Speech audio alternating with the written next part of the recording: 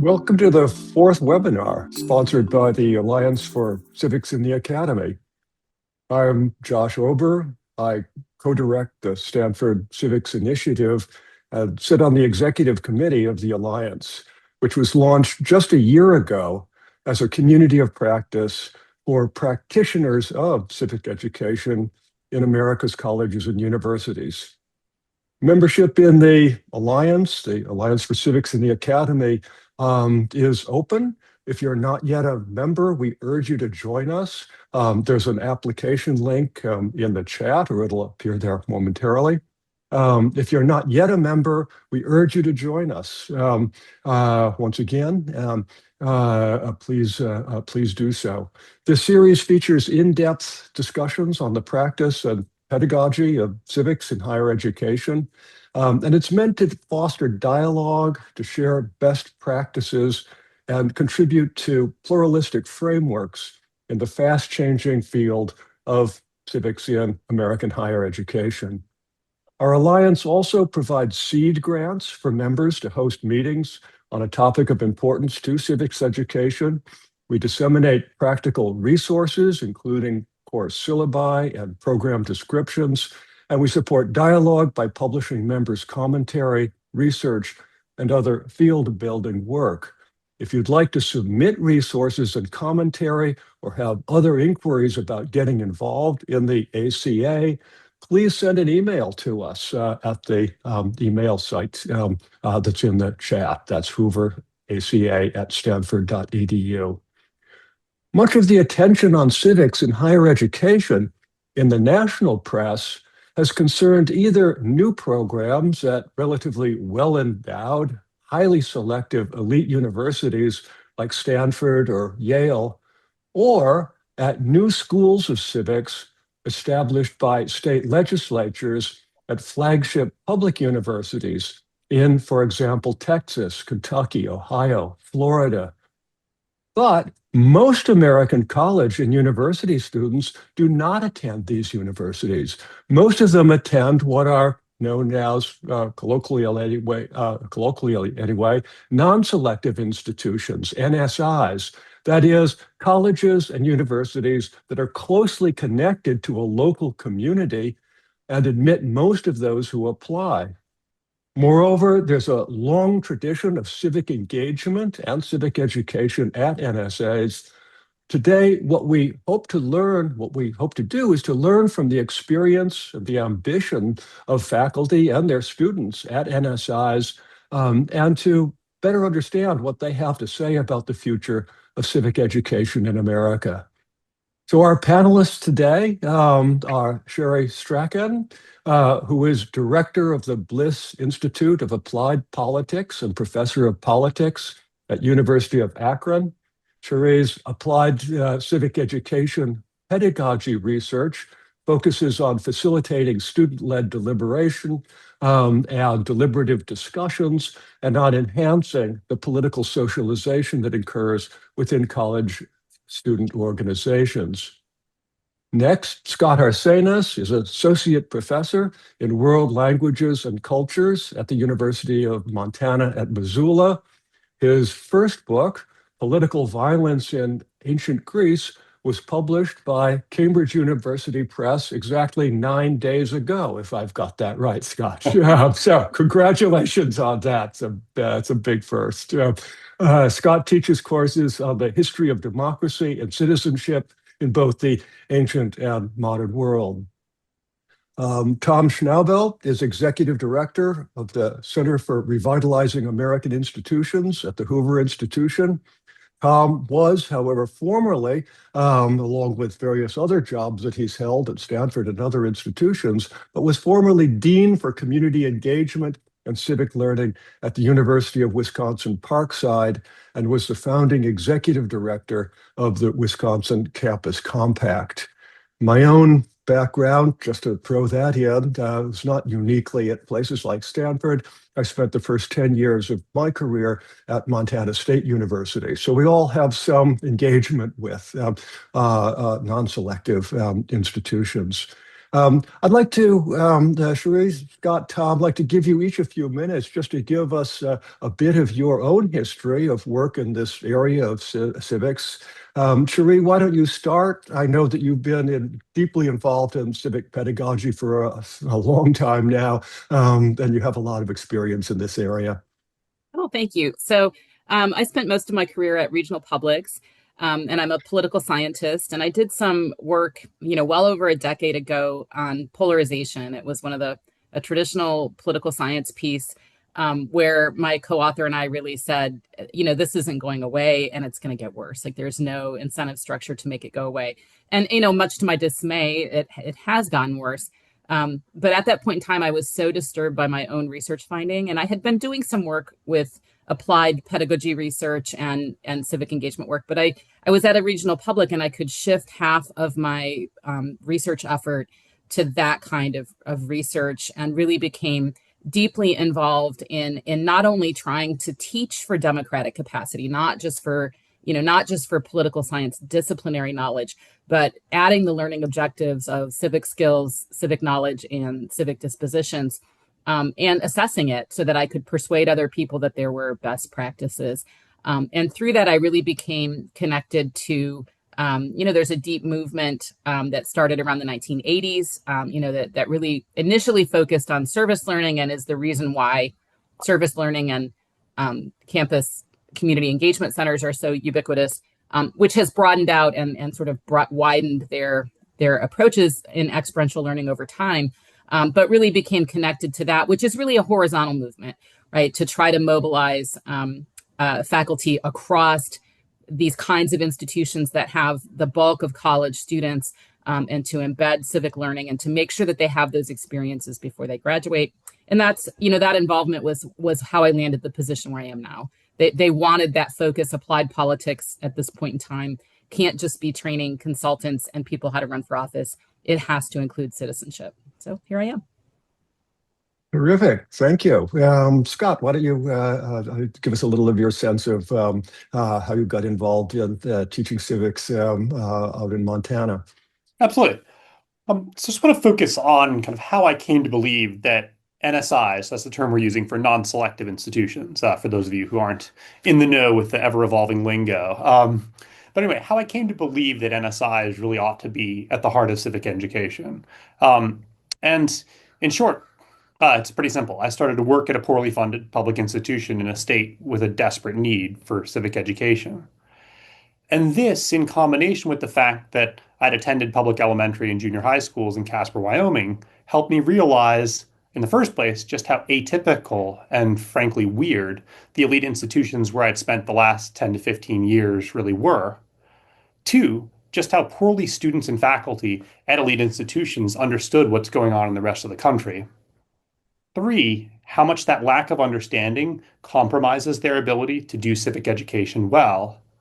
And then finally, thanks to my unusual combination of elite and non-elite background, it helped me realize that I might be able to make a real difference by establishing a model for symbiotic partnerships in civic education between elite and non-elite institutions. And as I'll explain later on, I just really think this is crucial because if elite institutions want to save the country through civic ed, as they quite rightly want to do, they aren't going to be able to do it alone. They're really going to have to collaborate and in many ways take a step back, and let public institutions that have complementary strengths and weaknesses play an important role. And so just quickly, what I mean by complementary strengths and weaknesses is the fact that, right, non-selective institutions have a lot less money, but they have a lot more students and a lot closer connections with rural communities, for example, that feel alienated for higher education. And so again, I think that non-selective institutions really need to be at the core of civic education if it's going to make the impact that we'd all like it to. That's terrific. Thank you very much. Tom, why don't you give us a little sense of where you're coming from? Yeah, thanks, Josh and Cherie and Scott. It's good to be here with you. Not surprisingly, I think my career trajectory really mirrors, I think Cherie and I have a lot of shared background. And I also just want to say I echo what Scott says that this work has to be done across these these boundaries if it's going to be done in any way that we can impact it significantly. Just as an exercise last night as I was preparing, I decided I'm going to go back and see all the institutions that I've either went to or worked at, what their mission statements say about this notion of preparing citizens. And it's not surprising. Every single one of them has some language that directly references like that we're educating students to be citizens and constructive contributors and that kind of thing. So I just want to say that. I mean, that starts at the University of Wisconsin-Stevens Point, where I did my undergraduate work, the University of Michigan, the University of Southern Mississippi, where I first became a service learning director. Cherie mentioned that, in the 80s, these things started popping up. I was part of that. I worked at the Wisconsin Campus Compact, which was kind of an association that worked across the country, but my purview was the state of Wisconsin, looking at how do we actually emphasize the civic mission of the schools. And it was public, private, 2-year, 4-year, faith-based, non-faith-based.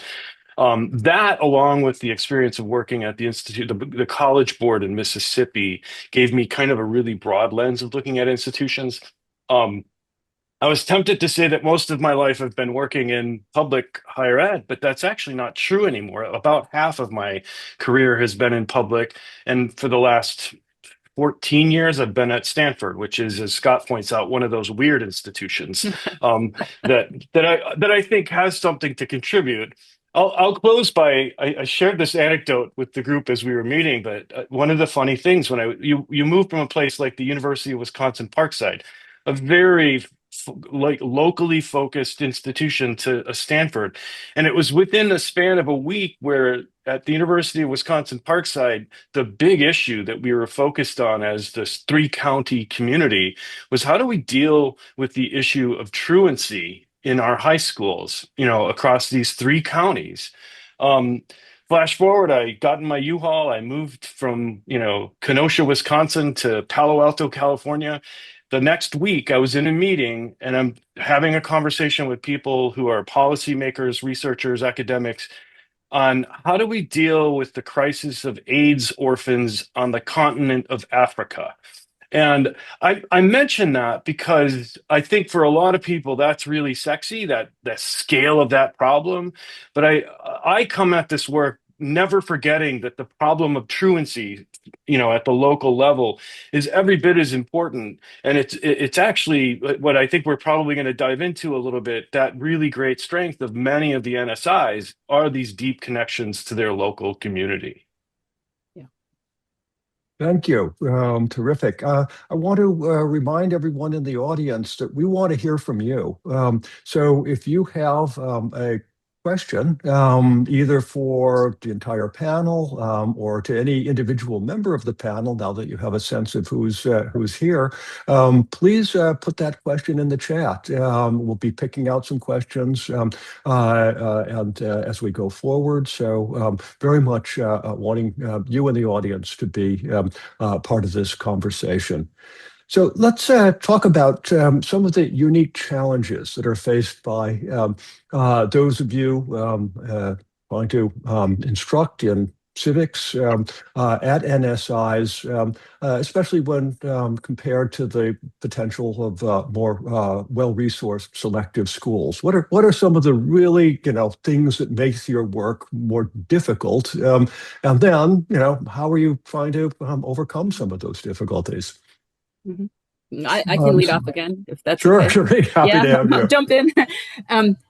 Part of the reason I was attracted and willing to move to the current institution that I'm at is that the institute I direct is endowed.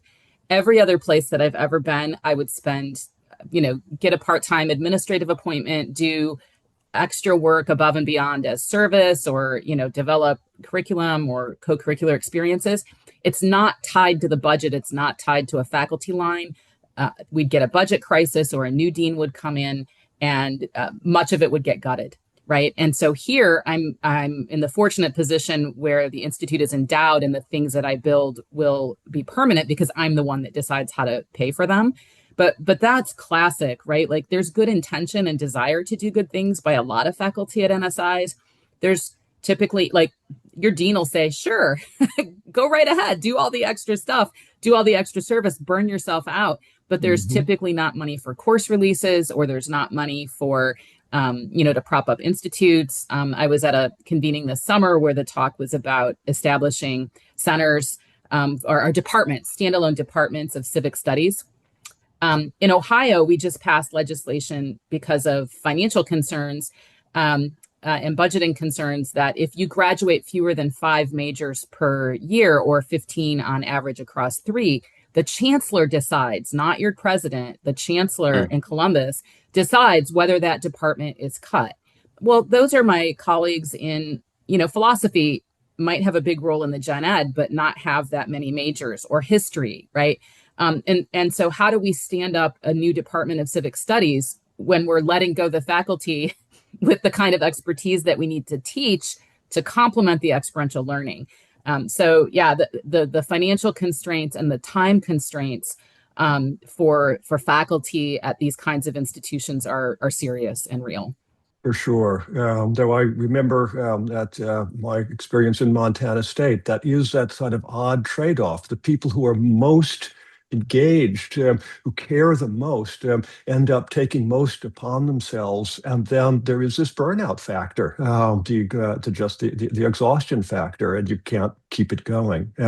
Scott, no, go ahead, Sherry. Yeah. I was just going to say, in the tenure requirements at non-selective institutions and regional publics, it's still publish or perish, right? Mhm. So unless you can find a way to turn those service activities or that pedagogy work, I turned it into a research agenda.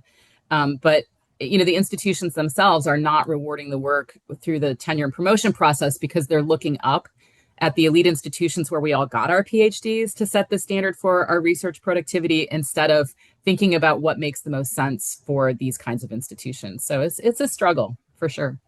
Sorry. For sure. Yeah. Scott.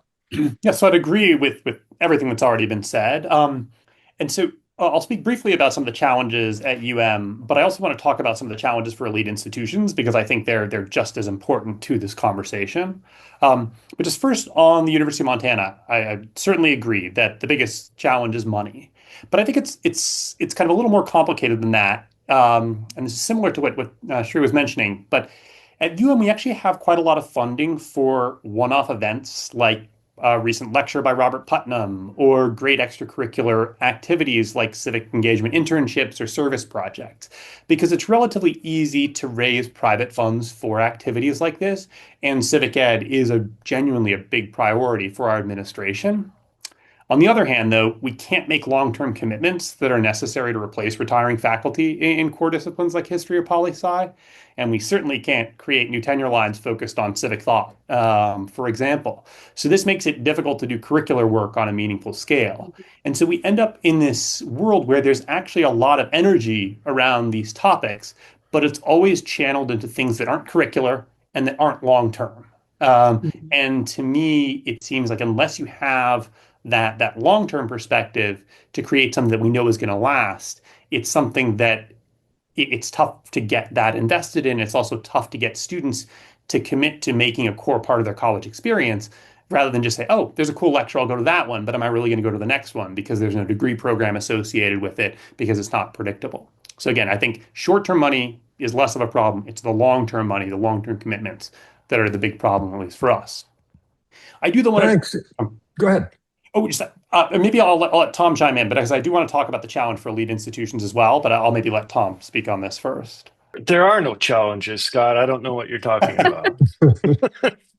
No, happy to chime in there. It's funny because as I was thinking about this, it's almost like for every opportunity or benefit, there's also this sort of almost equal challenge that's associated with it. And I know we're already talking a lot about abundance or resources being abundant at a campus like this. And I don't want to sound, I just need to preface this statement by saying, like, there's a great benefit to having the resources. But I do want to highlight some things that actually do end up becoming challenges, especially in the civic education or the citizenship space. One is, and Sheree, you mentioned this sort of burgeoning these centers that are dedicated centers. Actually, the center that I was at the University of Wisconsin, Parkside was not just the Civic Center. It actually it was the Continuing Studies Center. It also was one of my hats was I was leading the the extension work for the campus. So there's this what happens at Publix is you end up wearing a lot more hats than you might, and it would be dedicated. But the flip side of that is that when you have a dedicated center, it becomes possible, and becomes kind of problematic at research intensive institutions where there is this publish and perish on steroids, where it's like, oh, you're doing civic stuff. There's a center over there. Just go do it over there. That's not my responsibility. And from my perspective, something like, and if you think about the mission statements of all of these institutions, it's everybody's responsibility. So it becomes too easy to abdicate and say, well, those are the specialists in this, so go work with them and I don't have to do this. That's one challenge with the abundance thing. There's also that a lot of the resources at places that are elite research intensive institutions, those resources are directed towards the research, and everybody knows it. And so that becomes a challenge. There's another form of abundance, though, that at a place like Stanford, I just want to point out, and that's, I've never been at a place. I grew up on a farm in Wisconsin. I've never been at a place with the same level of like ethnic diversity, and people globally coming here. One of the challenges that brings is that those students often they're very cosmopolitan. They come from way far away, but they don't have the rooted connectedness to the community that would natively or naturally happen at a place like a Parkside. And so they don't have the same connections to civic institutions. And I'll just cite two sort of examples here at Stanford. My best friends at the University of Wisconsin-Stevens Point, some of my best friends were actually involved in ROTC in the military, and they were going to go on to military careers. Stanford hasn't had ROTC on campus, at least since the early 70s. So, like, there's not as much of an exposure to that sort of civic institution here at Stanford. The other thing, and Josh and Scott and I have talked a lot about this, is like the elites don't have as many people that are enrolling from rural places. It does not mirror what the country is. And so while there's great diversity, there's also, and there's well documented among the elites that there is less ideological diversity than at the Publics or the NSIs among both the students and the faculty. So there are some challenges that I think that are very distinctive at the elites that I think, and this is why Scott and I have had lots of conversations about this, where it's really incumbent upon us to actually do a better job of connecting and collaborating across these boundaries. Yeah, I think this is absolutely. really interesting. Scott, Cherie mentioned that one of the real tensions in NSIs is with do you have a research career? Do you publish or risk perishing? You were just very recently promoted. Congratulations once again to associate professor with tenure. Not yet with tenure. I'm up for tenure this year. So okay, you're up for tenure this year. You're now an fingers associate crossed, professor, but not quite. Okay, you will now be. So that's even more pointed then. Did you feel that tension? Did you feel that you were, in a sense, getting pulled in two different directions? Either do your research, do what's necessary to, in a sense, get those publications out, or really dedicate yourself to the kind of teaching that I know that you are really wanted to do, helping students, once again, become more effective citizens one way and another. Yeah, so it's definitely a tension. And I think this is something that many of my mentors, both here and elsewhere, mentioned was I was told very clearly, don't do service. And I have very much ignored that advice. But it was something that I thought long and hard about. And part of the logic underlying that is particular to my own situation. So, as I think Josh and Tom know, my wife is a professor of American history at the University of Montana as well, and so we're the dual career couple who managed to find tenure track jobs in the same place, which in today's day and age is very, very fortunate. And so we've always known that we'd be very unlikely to be able to move because trying to move anywhere is tough. Trying to move with two is even tougher. We also have a pretty close connection to this area. My wife's from Montana. I'm from Wyoming, so kind of in the region. We have family in the area, and so we really want to make this work. And part of our concern is that the University of Montana, like many non-selective public institutions, is in a place where its long-term kind of survival as what we think of as the traditional research university, a place that values the humanities, that values, things like studying democracy and civic engagement, is really under threat. And so what we decided was that because we wanted to say we're going to be here, and so that forced us to try to build programs, to try to make the institution better. And, there's a way I could pitch this as being altruistic, but it's also very selfish. And because I don't want to be the last tenured professor in the humanities or social sciences at a once great institution. That's not an attractive thing to me to kind of be looking back on in 30 years. And so I want to do things that will help build the institution.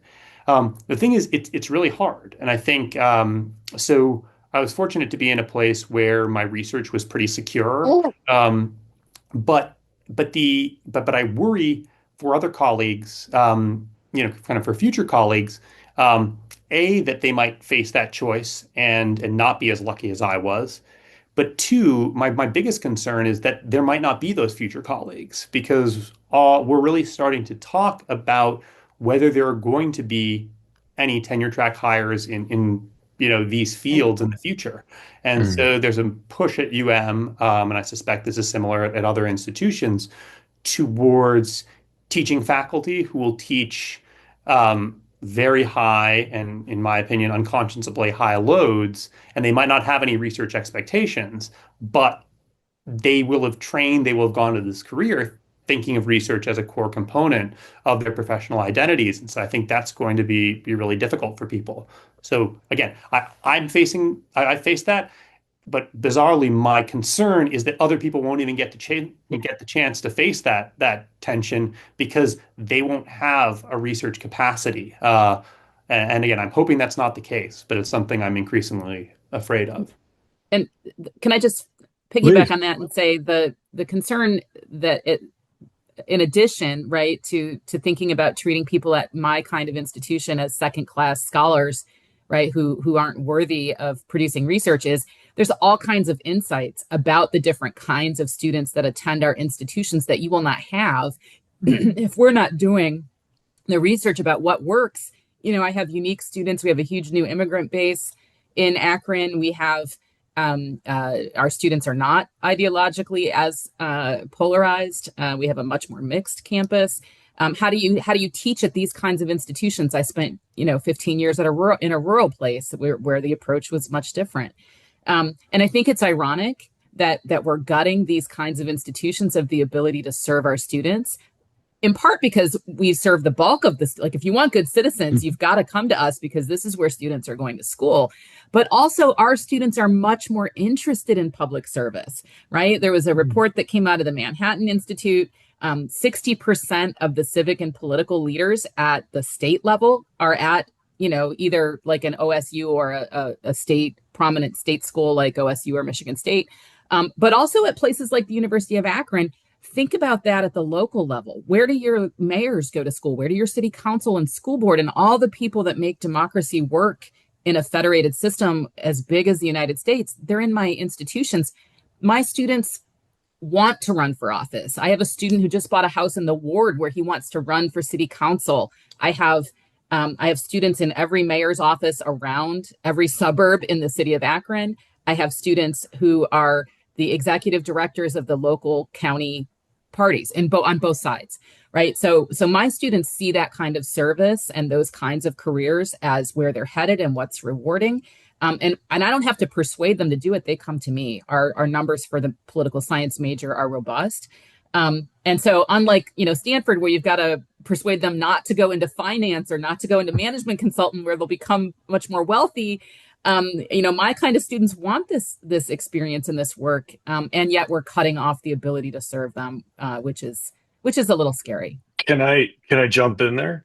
Mhm. Please, Tom. Yeah, let me try to complicate that a little bit because the first of all, agree with you 100%, Sri. But want to add a little bit more nuance to that. So I served as the executive director of the Haas Center for 13 years, and it's funny because I kind of had rose-colored glasses Tom, on you about. want to explain what the Haas Center Sorry, was? yeah, Yes. the Haas Center for Public Service is the center I was describing that stood as like this. Oh, we are going to get students involved in public service and encourage them into careers in public service. They did a lot with faculty around service learning and community engaged research. Um, so it was interesting because my glasses were sort of rose colored about like who was coming to Stanford because the students that were walking through our door were the students that sound very similar to what the University of Akron students were. Our big challenge was, frankly, seeing so many of those students who would be kind of fear of missing out by their sophomore year because the students, their colleagues, their peers were getting these really cherry offers from management consulting firms, from finance firms, their sophomore year in college. And so it's like, oh, even though I wanted to go on and I thought about going into elected office or I wanted to be a teacher or that kind of thing, there's so much of that pressure. And I do think that that's actually a very big challenge at elite institutions because that's those firms are all targeting campuses and they know the deal that they can get to those students early, then that becomes a very easy path for them. And so a lot of the work is to kind of convince them. The other piece of that is to convince them that it's not just jobs with the World Bank or at the federal level, like these kind of massive national or international jobs, but that the actual really interesting work in some cases on the civic level is at the municipal or at the county Mhm. level. And so a lot of students, that was a big part of our job was to try to expose them to that in hopes that we could continue to convince them that this is a viable career path for you. I'd like to pick up on just a couple things that Tom and Sheree said. So the first one is just talking about the differences between students at non-selective institutions and elite institutions. And this, I think, is really important because the problems, the challenges are different, right? On the one hand, it's trying to persuade people, no, you could have a career in local government. You could run for city council. You could do these things. And the other challenge is, no, running for mayor of your hometown isn't beneath you. And that really is a problem Yeah. at a place like Stanford. The idea of, oh, you're just a mayor, that's, like, yeah. And so I think that like those are fundamentally different challenges. And this is one of my concerns about the central role that elite institutions have played in designing civic ed, is that civic ed designed at Stanford for Stanford students, if it's then disseminated, adopted by other places, it'll attack the wrong problem. And so I think that's one of the reasons why we need partnerships. We need truly central non-selective institutions because the curriculum will look different. The second thing I want to talk about is why research matters. So Sheree kind of touched on this, but right. So I think right there are fields, maybe I just don't know enough about astrophysics, but I'm going to pick astrophysics where doing research, fundamental research at a place like Stanford or MIT or things like this, that totally makes sense. It doesn't really matter that you're in the ivory tower because you're doing astrophysics. Civic education of any field is the field that is least possible to do well in the ivory tower because by its very nature, it has to engage with the civic body. It has to engage with local government, with local refugee resettlement groups, with local homeless shelters, with things like this. And so it's just not well suited to be done well in ivory tower kind of institutions. And so this is why, as I've said, I think that civic education and civic research, and that's the other point, is that we need people who are doing the research to be at these institutions. We can't just have the teachers there and the great researchers at Princeton or Yale will design the curriculum. So we need the researchers and the curriculum design to be at these institutions as well. But the second thing is, insofar as people at elite institutions want to do this, they need to find ways to get out of the bubble. and to go to Akron, to go to Missoula, and to spend serious time in these places so they can learn what's going on the ground. And this is one of the reasons that I think partnerships are so vital, not just for institutions like mine, but also for these elite institutions. Terrific. Well, I want to remind the audience we'd love to have your questions. We already have some coming in, but we'll turn to questions in just a few minutes. So please do plug in your questions if you have them. I thought maybe we'd talk a little bit more about collaboration. We have some idea about the challenges that you're facing in NSIs, but also about some real advantages that you have that simply aren't shared by most elite institutions anyway. Are there ways in which we could effectively come together to learn from each other and to help one another in actually, really practical, actionable kind of ways? I mean, after all, the Alliance for Civics in the Academy is meant as a community of practice in which we learn from one another, but it's also meant to be a center for finding new ways of working together, working across institutions, as well as what we do within institutions. So how might, selective and non-selective institutions work together to accomplish some things in the civics domain that would be difficult or maybe even impossible if we stay in our own bubbles, and we stay in our own worlds? Yeah. So, Sheree, you want to jump Yeah, off on sure. this? Well, I think one of the things is helping. We at the non-selective institutions are sometimes our own worst enemy about our tenure and promotion standards, because we absorb what we think is a successful career while we're in training at the elite institutions, right, where we all get our PhDs. And then we hold each other accountable for that. I mean, I think political science has kind of had a sea change recently. There's a report out about teaching for democratic capacity. And I think people are taking it seriously. But for a long time, even I was at a teaching institution and I had colleagues that would say, we don't want to count, this should count toward teaching excellence. If you've done a multi-campus, experimental design, assessing some sort of pedagogy, they want to count it as teaching excellence and not research. We need help shaping graduate students who we're going to hire to understand and value this work.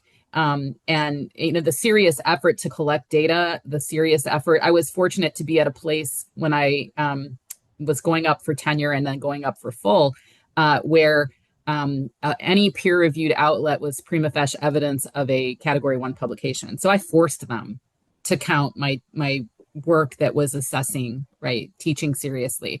But that's not the case for everyone. So helping the grad students who you're socializing that success doesn't have to just look like a career at Stanford, right? Like, we value what you produce when it's about these other, right, more centered, sort of applied fields. And then the other thing is, one of the things that I've tried to do is to help create those publication outlets for other people. So I was on the editorial team for the Journal of Political Science Education for 6 years, where I made sure we had calls and had good reviewers for civic engagement work that wasn't just about political science disciplinary work. I've published in a series of edited collections that APSA published on teaching for civic engagement. There's a fourth book coming out, that those book chapters can be fill, especially if they're anchored or have chapters in it by people from elite institutions, so you can take it back and make those arguments. Help us make the case that this work should be taken seriously and can be a research agenda. Terrific. Tom and Scott, I know that you've both worked in some cases together on trying to think about, how might we have a pilot program that would actually get elite institutions and non-selective institutions working together, even getting students to move back and forth. Can you tell us a little bit about those plans, either or both?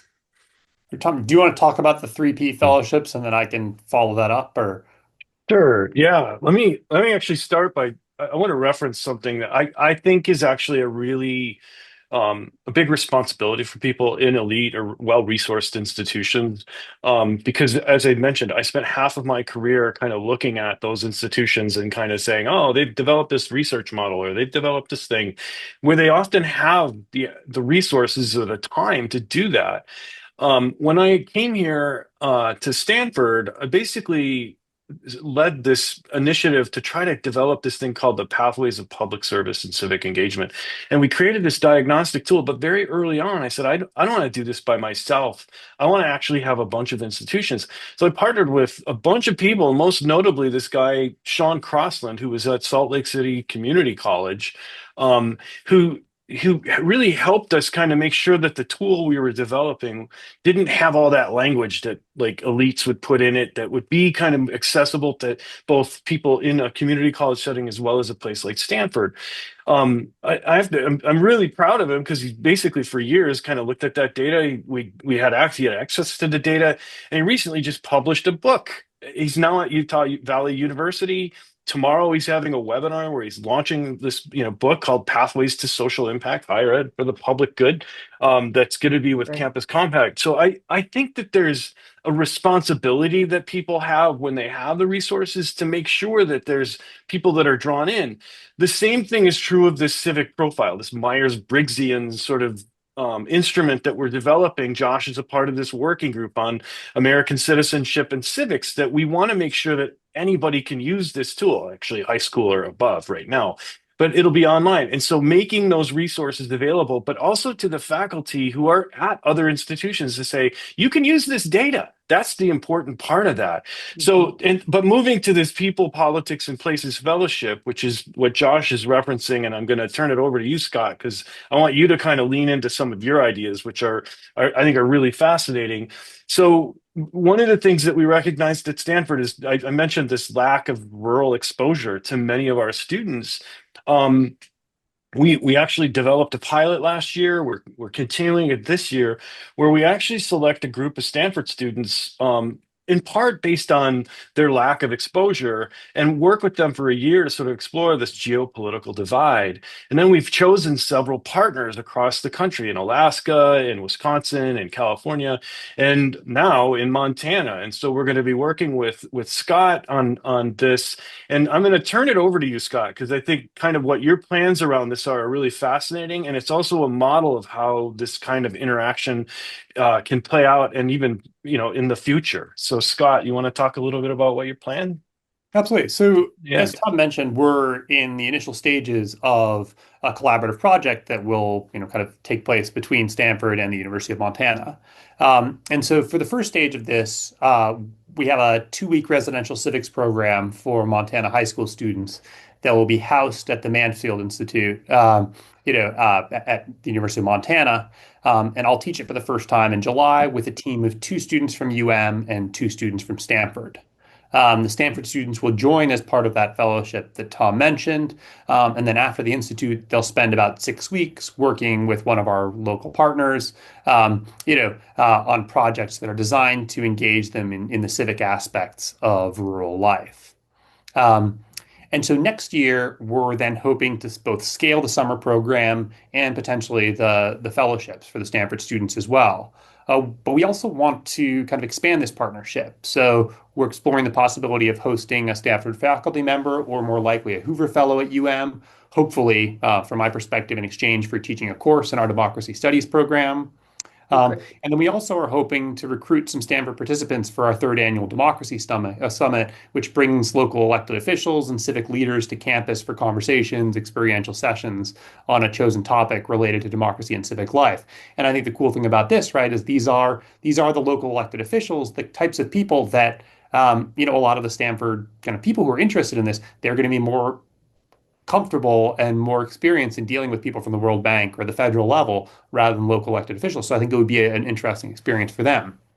So despite the financial challenges that I've already mentioned, we either have or are confident in our ability to secure funding for these initial steps. And the hope is that once we've demonstrated the potential of this partnership, we'll be able to raise the funds that will be necessary to extend it.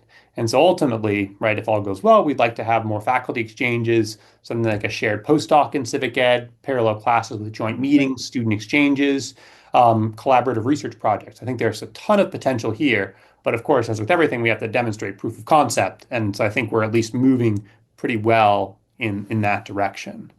Um, Well, this is really, I mean, this is hopeful. I mean, this is it's easy to become depressed about the potential for losing faculty, understaffing, and so on. But this is what we're hoping is that we begin to imagine ways forward that we can work together. I want to take a couple of questions now from our audience. The first one is. And I'm quoting here, it seems to me that a central issue about education that surrounds civics, especially at NSIs, is the loss of support for the humanities and related liberal arts, history, political science, for example, in favor of other fields.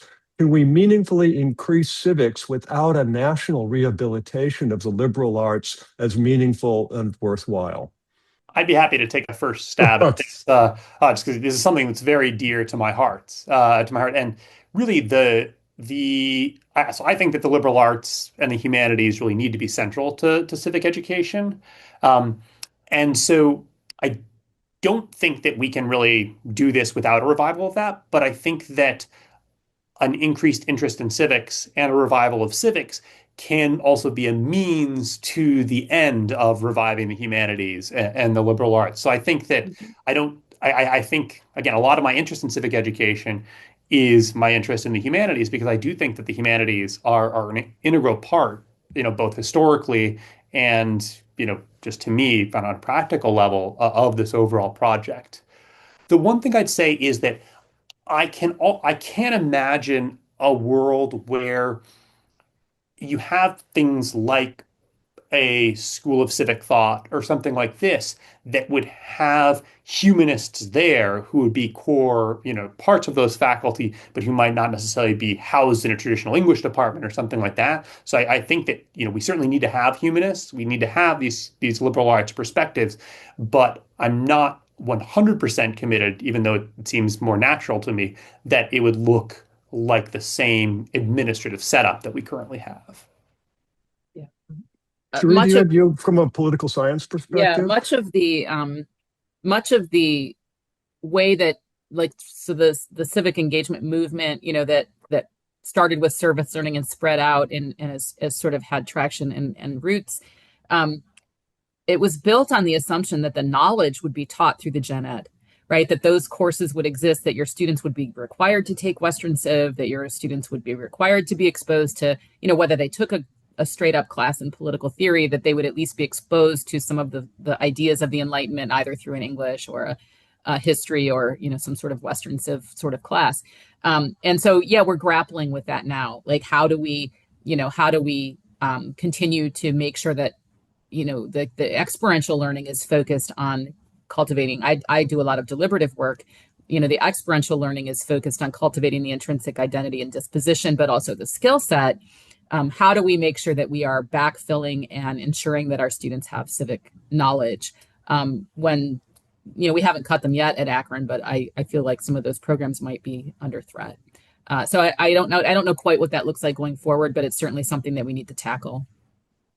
For And, sure. I, and I'll just Go ahead, Tom. No, I'll just say briefly, I think the answer to the question of like whether you can do this at the national level without a revitalizing of the liberal arts is no. I mean, you can't do that. Like, Right, no. but I want to back out one level to that and say I think the other thing, and Sheree mentioned this before, there's this like tension of everybody wanting to model themselves after the Harvard, the Stanford, the Yale, whatever. I think until we get to a point where people are comfortable and we can break away from that sort of institutional isomorphic kind of tendency, there's a whole burgeoning movement out there of micro colleges that are doing really amazing things around civics. Places like the Rowe College or Tidelines or Seguinland Institute in these really rural places. And I think that we have to be open, and I don't know quite how to crack this nut. How do we actually open ourselves up to that there is more than one model of way of being in higher ed and be comfortable with that, both as individual faculty, but also as sort of a network of institutions? If I can say one more thing just on the humanities specific question, just a plug for the ACA. I don't know if the person who asked this is an ACA member, but I would certainly encourage you to do this if you're interested in the humanities and the relationship to civic ed. At one of our first meetings, Peter Levine, who goes to lots of these civic focused meetings, kind of told us, and it was a real aha moment. It's like, oh, you're the humanities group that does civic ed. So I go to lots of these things. This is the kind of the people who think the humanities should be central. So I think that's certainly a shared belief that many of us have. Right. Well, here's another question. This is about mentoring relationships. Could mentoring relationships between more senior faculty at more selective institutions and junior faculty at less selective institutions be a way to help legitimize and support the civics teaching and service research that these junior faculty are trying to pursue, either to help them get tenure or advance their career in the directions that they wish? Is But I guess there it depends on what kind of advice they're going to give. I mean, the advice that I've typically gotten from people at research intensive, right, elite institutions, especially when I was in my PhD program, was to not do any of this work and to publish a book. Um, so if that's the advice they're going to give, no. But if it's Josh, maybe that's okay. Really, the people that provided the most support for me and helped me craft a career where I could dedicate a substantial portion of time to this were people who already had tenure at similar kinds of institutions because they understood here's how to make the argument. And I write all kinds of tenure letters now for people because they get sent to me because people know I will say SOTL research, scholarship of teaching and learning should be, that is a serious research publication, right? It should be taken seriously. And they know that I'll say that in the letter.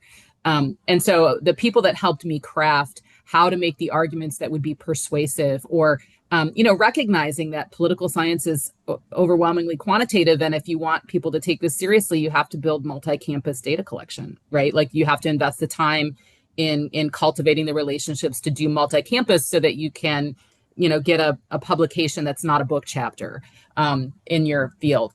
And so the people who were most helpful to me were people at similarly situated institutions with similarly situated value systems. But that's not to say that, that we couldn't, right, have collaboration as long as people understand the different tensions that exist in the way to build your tenure case at an NSI.